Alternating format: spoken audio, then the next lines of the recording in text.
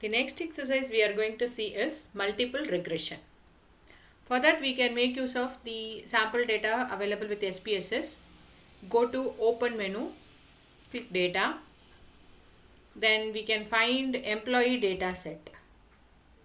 Click open.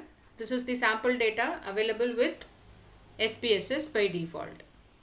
Here we have the sample data of the employee data.sav file, and this is the variable view. It has been already defined, the measures are defined, and the data type is defined. And in data view, click the data view in the bottom area, then go to analyze. Under that, go to regression, then click linear regression. Analyze, regression, and linear regression. Click the linear regression, then you will be getting this window. This window contains all the variables in your data set. So starting from employee code to minor classification, all the variables you have included in the data view is being imported to this window for analysis. Now we have to give our dependent variable and independent variables. The dependent variable here, it is the employee code. This is the dependent variable as far as this data set is concerned. It is according to the researcher's research input to decide which is the dependent variable and which is the independent variable. In this case, employee code is the dependent variable. So I have imported that data into this dependent column.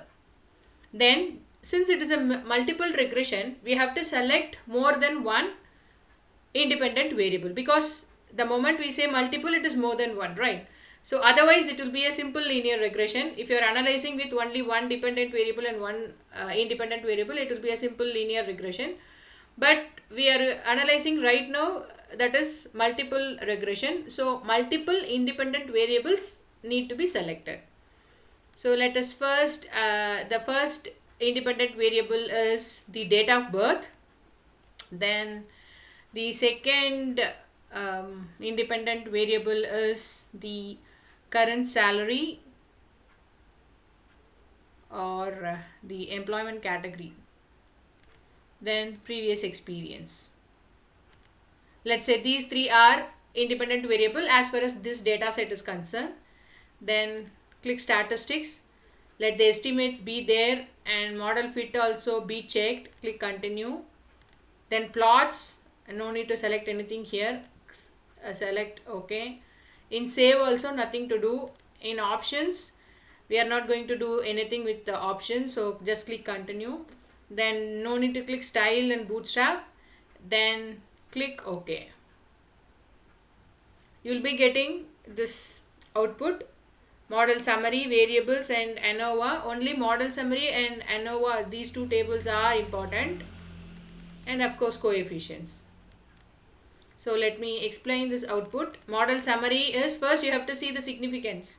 The significance is 0.297. So this model is not going to work, which means there is no significant difference between the independent variables you have selected with the dependent variables. So the null hypothesis is accepted since the significance level is lesser than more than 0.05. Actually it should be lesser than 0.05 in order to reject the null hypothesis and accept the alternate hypothesis. But in this given data, the variables which we have chosen in independent variables are not making any significant difference with the dependent variable.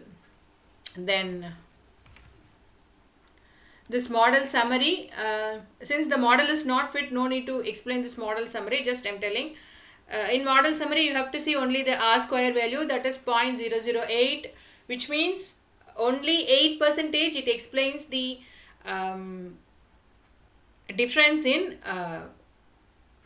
dependent variable. So that is also very meager. So this entire data that we have taken for multiple regression, it accepts the null hypothesis and rejects the alternate hypothesis. So there is no significant differences between the independent variables we have chosen with the dependent variable. Thank you.